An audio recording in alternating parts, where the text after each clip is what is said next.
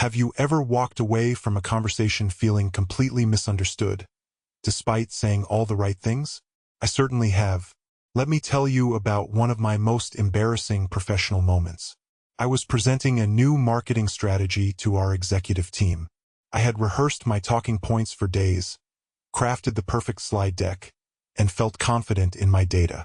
But as I spoke, I noticed the CEO leaning back in his chair, arms crossed tightly across his chest. The marketing director kept checking her watch. By the time I finished, the room felt ice cold. My brilliant ideas were met with skeptical questions and lukewarm responses. Walking out, I overheard someone say, "Great data, but does he really believe in this plan himself?"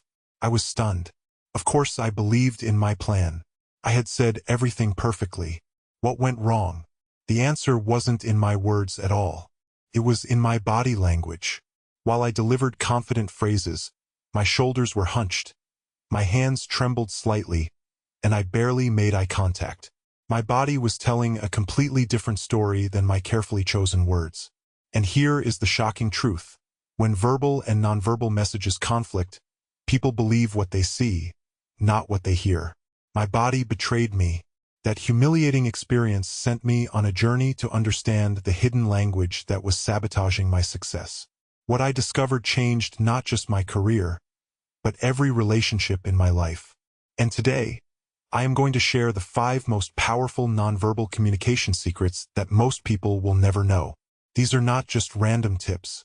Each one is backed by decades of research in behavioral psychology and neuroscience.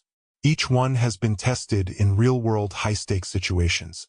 And each one has the potential to transform how others perceive you, respond to you, and value your contributions. But first, let me ask you this. Have you ever noticed how certain people can walk into a room and command attention without saying a word? Or how some individuals seem to naturally put others at ease, build trust quickly, and get what they want? What if I told you this is not some innate charisma they were born with, but rather a skill set they have developed, consciously or unconsciously? This brings us to a fascinating question. If nonverbal communication is so powerful, why are we never formally taught how to use it? Imagine 2 parallel conversations happening simultaneously every time you interact with someone. The first is the verbal exchange, the words you choose, the information you share, the questions you ask. The second is completely silent yet screaming with information. Your posture, facial expressions, gestures, eye contact, and even how you occupy space. Lisa Feldman Barrett, a distinguished professor of psychology at Northeastern University, has conducted groundbreaking research showing that our brains process nonverbal cues faster and more automatically than verbal content. Her studies reveal that we form impressions of others within 100 milliseconds of seeing them, long before they speak a single word. Consider this. Anthropologists estimate that humans communicated exclusively through nonverbal means for roughly 5 to 7 million years before developing language about 100,000 years ago. Our brains evolved to read body language as a survival mechanism. Is it any wonder that this primitive, unconscious system still dominates our social interactions today? Let me share a story about my friend Lucas Lawford. Lucas was brilliant, a software engineer with revolutionary ideas. But in meetings, his suggestions were routinely overlooked. During presentations, executives checked their phones. When he applied for promotion, despite his technical excellence, he was passed over for leadership potential. Lucas couldn't understand why. His ideas were sound. His work was exceptional. What was he missing? I invited Lucas to coffee and recorded our conversation, with his permission. When we reviewed the footage, he was shocked. While discussing his passion projects, he spoke with his shoulders hunched, eyes down, hands hidden under the table. His voice remained monotone, lacking inflection or energy. He periodically crossed his arms tightly across his chest, creating a literal barrier between us. "But that is just how I am comfortable sitting," he protested. "It has nothing to do with my ideas or how I feel about them." This brings us to our first major insight. Your body language is not just expressing how you feel. It is actively creating how you feel. And by extension, it is creating how others feel about you. Social psychologist Amy Cuddy's research demonstrates that adopting certain postures for just 2 minutes can significantly alter your hormone levels. Power poses, expansive postures where you take up space, increase testosterone, the dominance hormone, and decrease cortisol, the stress hormone. The reverse happens with constrictive postures. When Lucas began consciously adjusting his nonverbal communication, sitting up straight, using deliberate hand gestures, maintaining comfortable eye contact, something remarkable happened. Not only did others begin responding differently to him, but he actually began feeling more confident. His ideas had not changed, but their reception had transformed dramatically. This leads us to a profound question. If our bodies can influence our minds so dramatically, what specific nonverbal tools might give us the greatest advantage in social and professional situations? The first 4 seconds of any interaction establish the emotional tone for everything that follows. Research from Princeton University showed that people make judgments about your competence, trustworthiness, and status almost instantaneously. These snap judgments are remarkably persistent. Once formed, they require significant contrary evidence to change. This 4-second window is so critical because it triggers what psychologists call thin slicing, the remarkable ability of our unconscious mind to find patterns in limited information.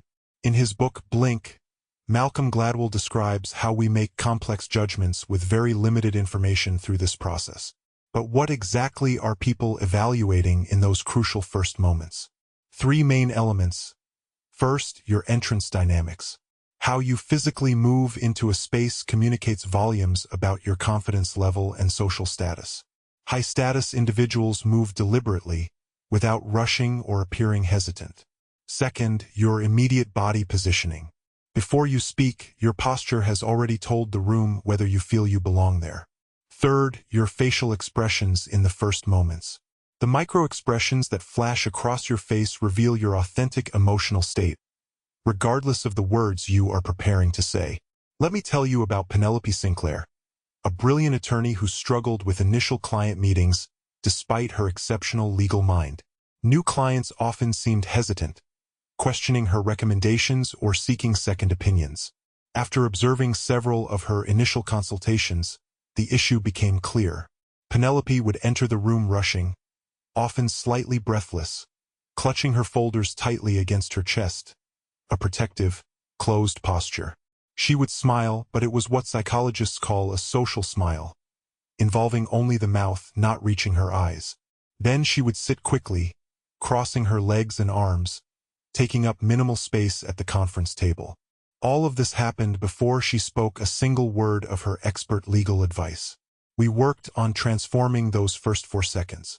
Penelope practiced entering rooms with measured steps, making deliberate eye contact with a genuine smile, which involves the orbicularis oculi muscles around the eyes, and taking a moment to arrange herself comfortably before beginning. She learned to place her materials on the table, keeping her hands visible and relaxed, a subtle but powerful signal of transparency and confidence. The results were immediate and dramatic. Client compliance with her recommendations increased by nearly 40% over the next 3 months. One client even remarked, "From the moment you walked in, I knew we had the right attorney for this case."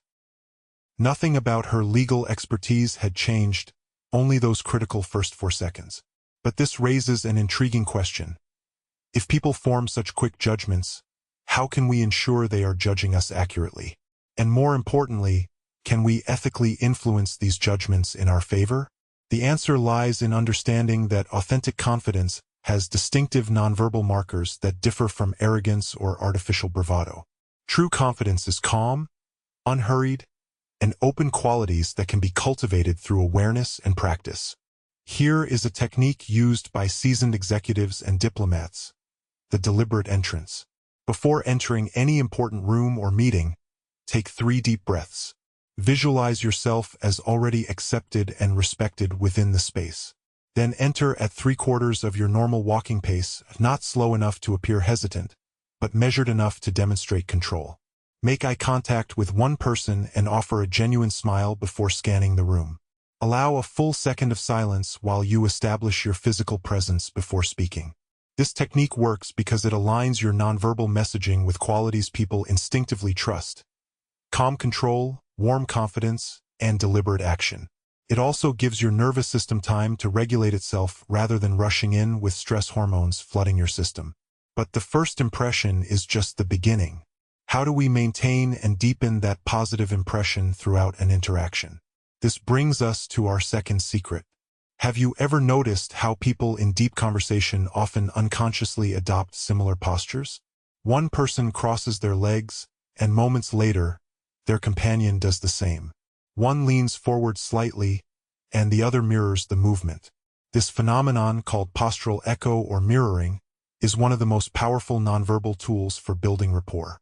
Neuroscientists have discovered specialized cells in our brains called mirror neurons that activate both when we perform an action and when we observe someone else performing that same action.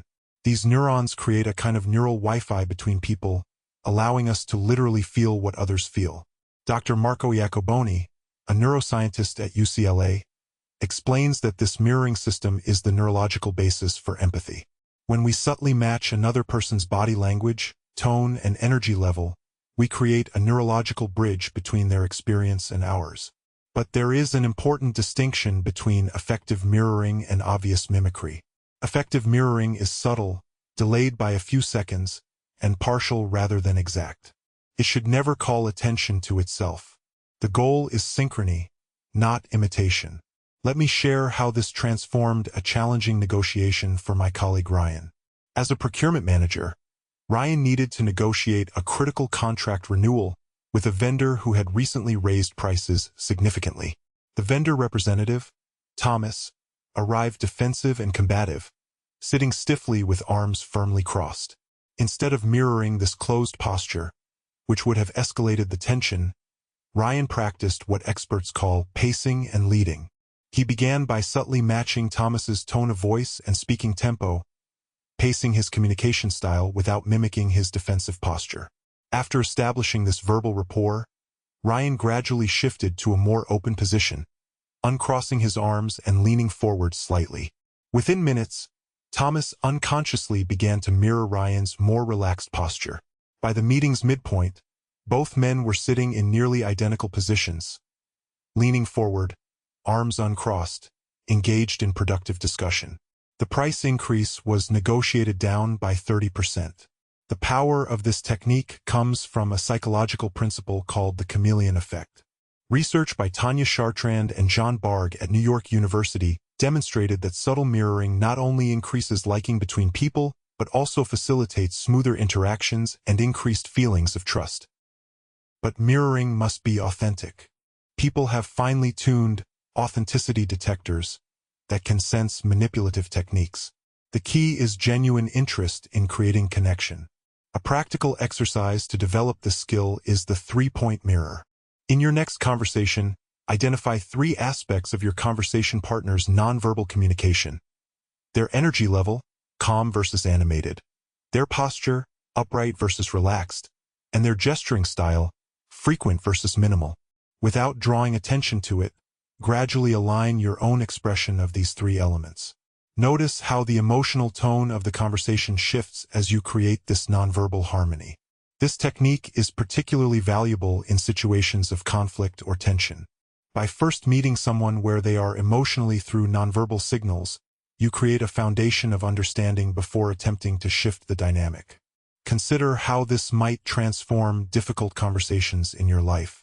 A disagreement with a spouse, a challenging employee, a resistant client. In each case, beginning with nonverbal alignment creates a bridge of empathy before words create further division. But mirroring raises an important question.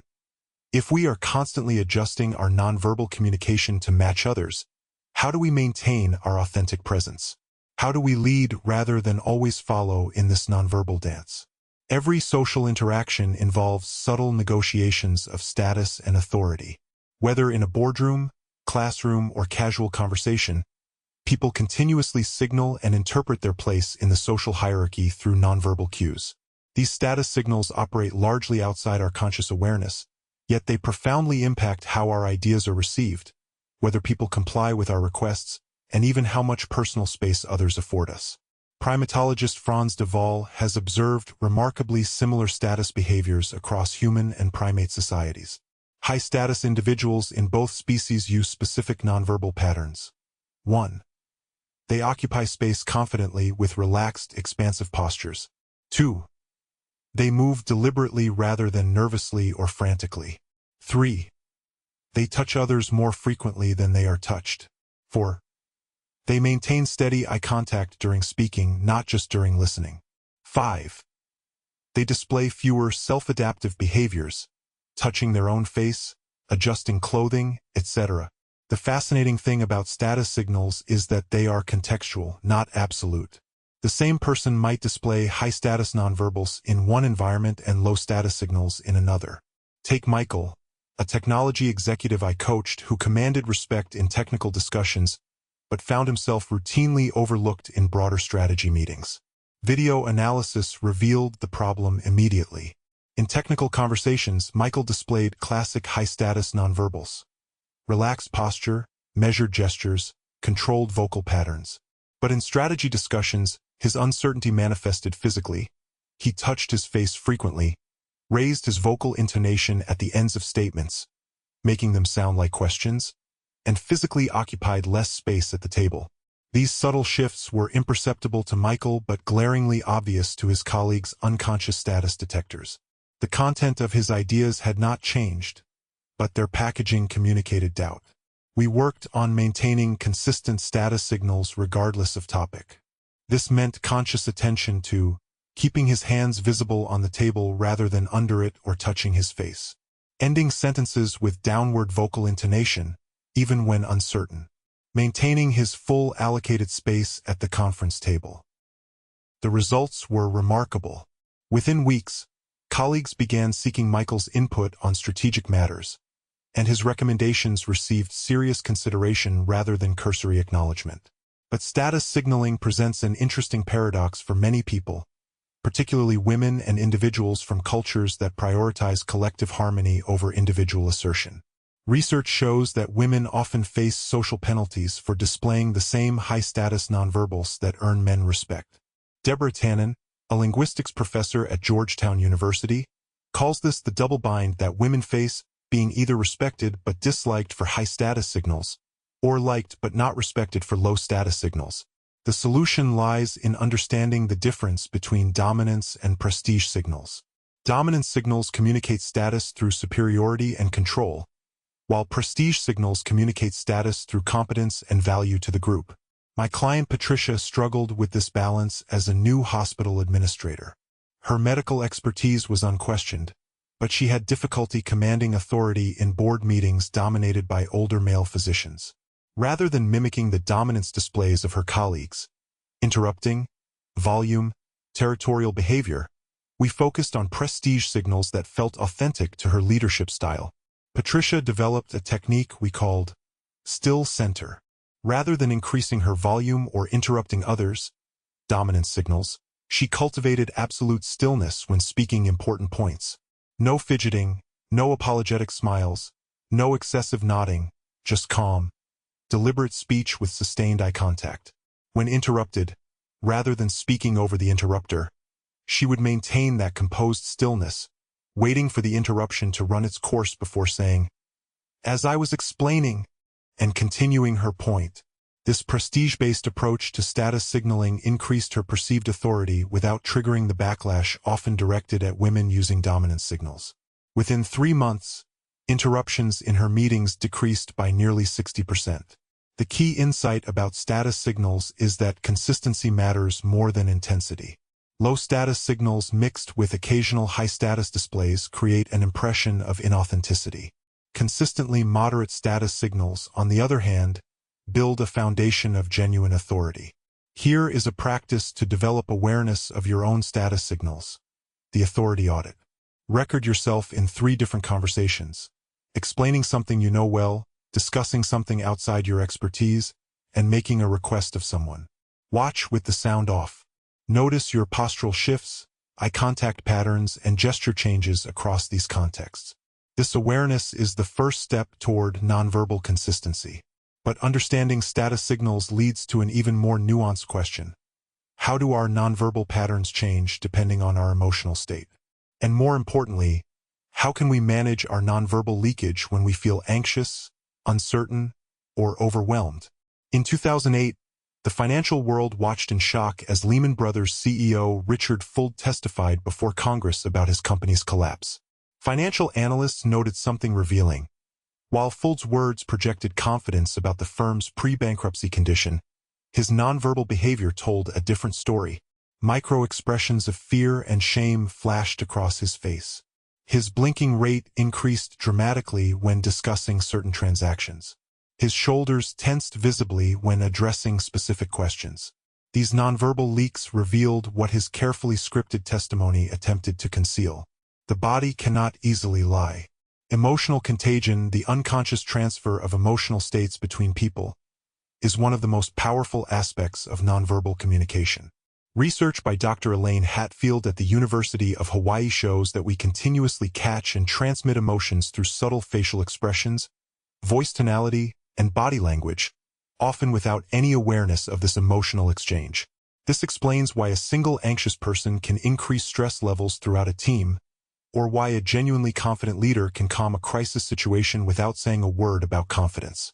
Emotions spread nonverbally, and they spread fast. The implications are profound. Whatever emotional state you bring into an interaction will likely be unconsciously absorbed by others, regardless of your words. If you feel contempt while speaking respectful words, the contempt will transmit. If you feel uncertain while speaking confident words, the uncertainty will transmit. I witnessed this dramatically when working with Logan, a trial attorney with an exceptional record who suddenly began losing cases. Observing him with juries, the issue became clear. While Logan's verbal arguments remained brilliant, a recent personal crisis had affected his emotional state. Subtle nonverbal cues, tension around his eyes, slight vocal strain, rigid rather than fluid movements, were transmitting his personal distress to jurors, who unconsciously interpreted it as doubt about his cases. Addressing emotional contagion requires understanding that emotions manifest physically before we become consciously aware of them. Neuroscientist Antonio Damasio's research on somatic markers shows that our bodies respond to emotional stimuli seconds before our conscious minds register the feeling. This presents both a challenge and an opportunity. The challenge is that our bodies often broadcast emotions we have not yet recognized in ourselves. The opportunity is that by changing our physical state, we can actually influence our emotional state. Logan developed a pre-courtroom ritual based on this principle. Before entering, he would find a private space to stand in what researcher Amy Cuddy calls a power pose, feet shoulder-width apart, hands on hips, chest expanded, chin slightly elevated. He maintained this posture for 2 full minutes, focusing on deep, even breathing. This simple physical practice reduced his cortisol levels, the stress hormone, and increased his testosterone, the confidence hormone. The results were remarkable. Within weeks, jurors were responding more favorably, and his success rate returned to previous levels. His arguments had not changed, only the nonverbal emotional transmission. But managing emotional contagion goes beyond personal performance. It is also about accurately reading the emotional states of others through their nonverbal leakage. Paul Ekman, the world's leading researcher on facial expressions, has identified 7 universal emotions that register on the face in the same way across all cultures: anger, fear, disgust, contempt, happiness, sadness, and surprise. More importantly, his research shows that micro-expressions, fleeting emotional displays lasting less than 1/5 of a second, often reveal feelings people are trying to conceal. These micro-expressions are one of the most reliable forms of nonverbal leakage. While people can control their macro-expressions, the emotions they choose to display, micro-expressions happen too quickly for conscious control.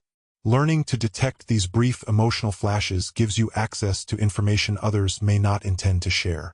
During negotiations, job interviews, or difficult conversations, these micro-expressions often reveal the true impact of proposals or statements. My client Priscilla, a venture capital investor, developed this skill to evaluate startup founders. Beyond their polished pitches, she looked for micro-expressions revealing their true feelings about business challenges.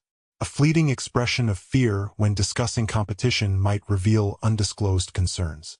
A micro-expression of contempt when mentioning a co-founder could signal relationship problems within the leadership team. Her ability to detect these nonverbal leaks led her to pass on several seemingly promising investments that later failed due to precisely the issues she had spotted nonverbally. More importantly, it helped her identify truly confident founders whose nonverbal patterns matched their verbal claims. But how can the average person develop this seemingly intuitive ability to read others? The process begins with developing greater awareness of your own emotional leakage. Try this exercise, the emotional mirror. For 1 week, place small colored dots in locations you see regularly on your phone, computer, bathroom mirror, car dashboard. Each time you see a dot, take 3 seconds to notice your current physical state. Are your shoulders tense? Jaw clenched? Breathing shallow? These physical indicators reveal your emotional state more accurately than your conscious feelings. This increased self-awareness naturally enhances your perception of similar patterns in others. As your sensitivity to nonverbal emotional information increases, you will begin noticing subtle shifts in others that previously escaped your attention. The slight tightening around someone's eyes during a conversation. The momentary freeze in their expression when a sensitive topic arises. The sudden increase in blinking rate or change in vocal pitch.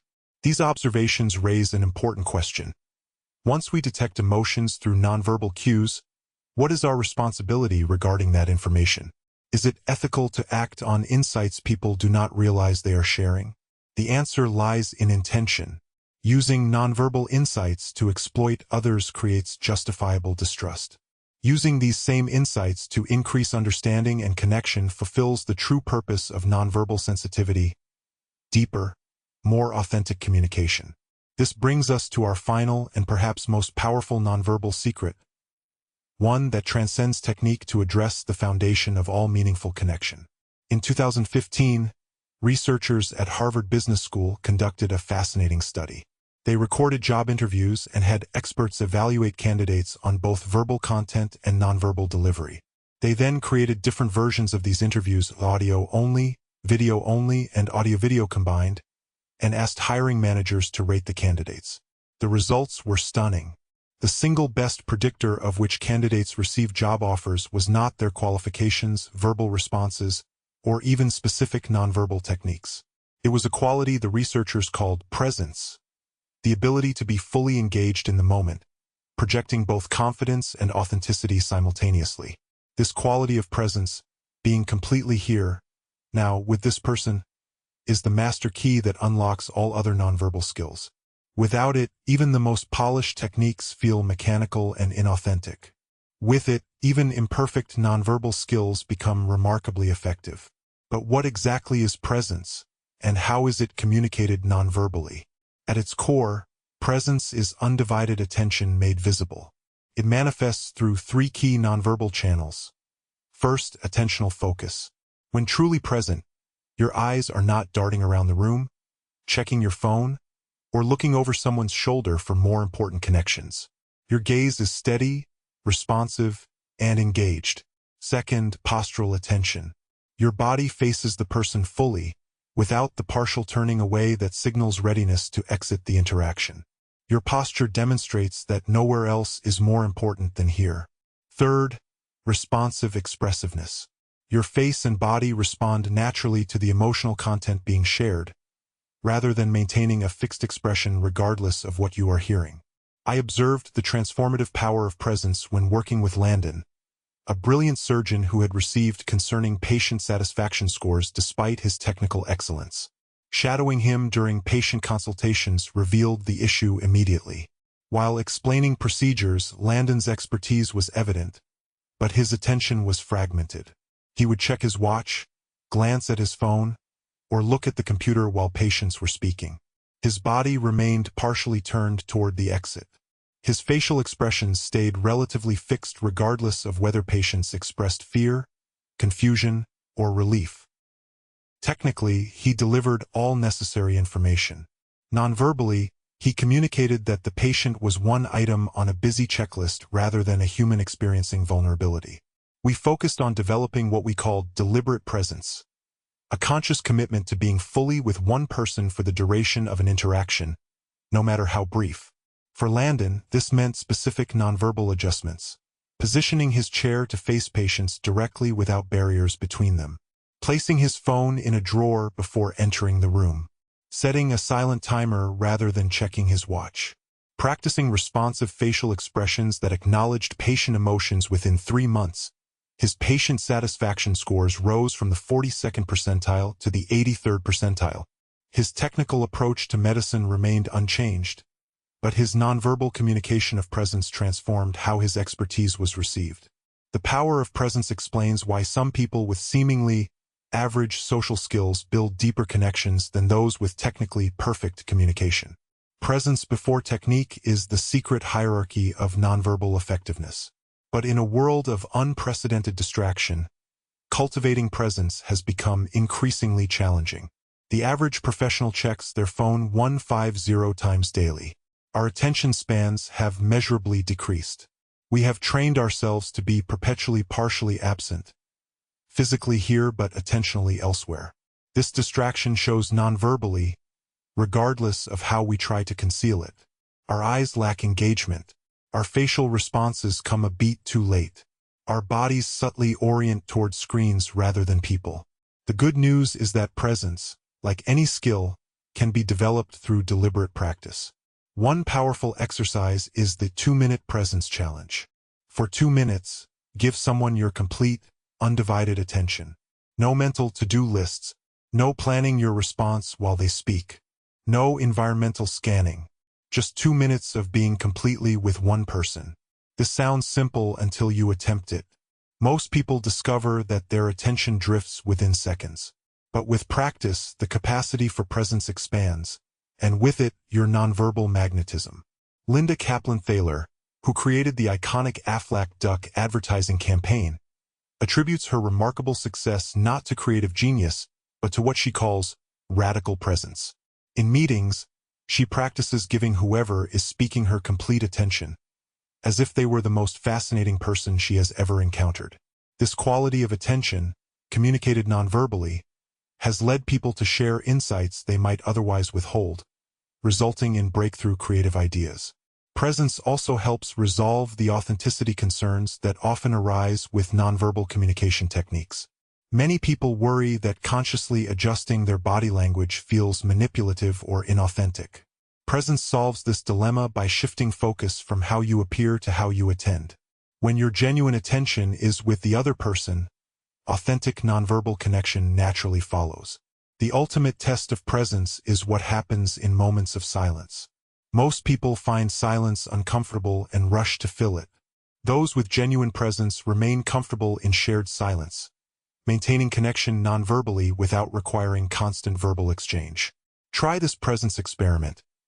In your next important conversation, allow a moment of silence after the other person finishes speaking.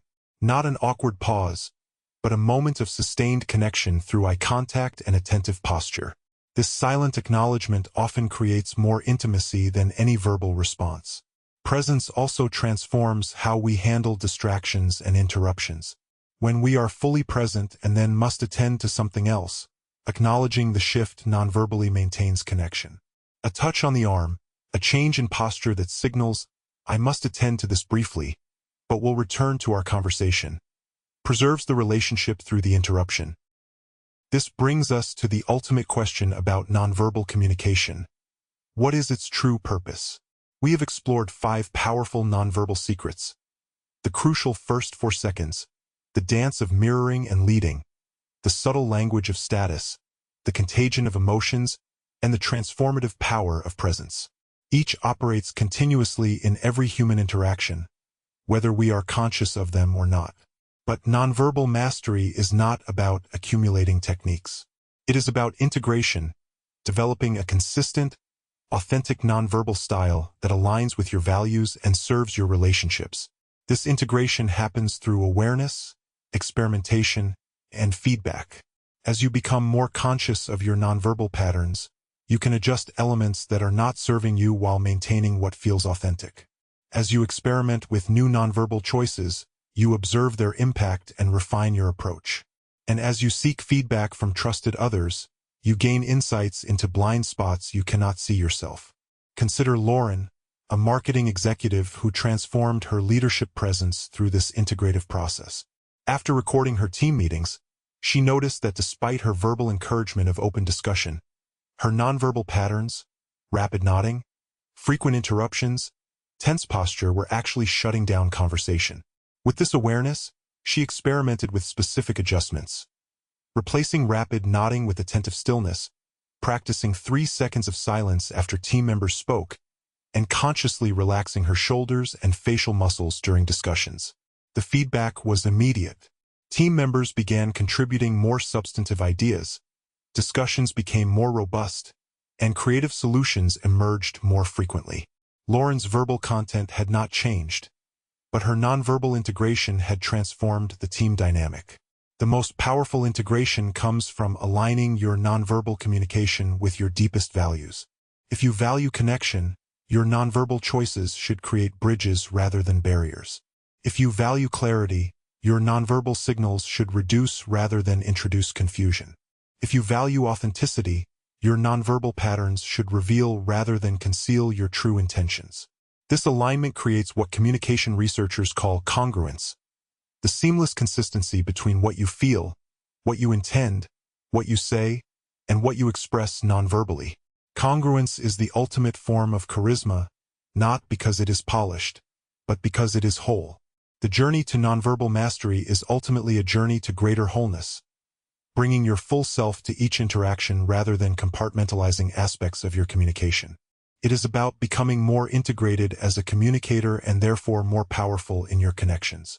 As you apply these 5 nonverbal secrets, remember that their purpose is not manipulation but connection. Used with integrity, these principles deepen understanding, build trust, and create more meaningful relationships in every area of life. The final challenge is consistency. Nonverbal skills, like any form of communication, require ongoing attention and refinement. Just as a pianist must continue practicing scales even after mastering complex compositions, nonverbal fluency demands continuous awareness and adjustment. This is why the most charismatic communicators are not those with the most techniques but those with the most consistent awareness. They have developed what psychologists call unconscious competence, the ability to communicate effectively nonverbally without conscious effort, freeing their attention to focus fully on the relationship rather than the mechanics. As we conclude this exploration of nonverbal communication, I invite you to begin a new conversation, not just with others, but with yourself. How might your relationships transform if your nonverbal messages consistently aligned with your intentions? How might your influence expand if your presence became your signature strength?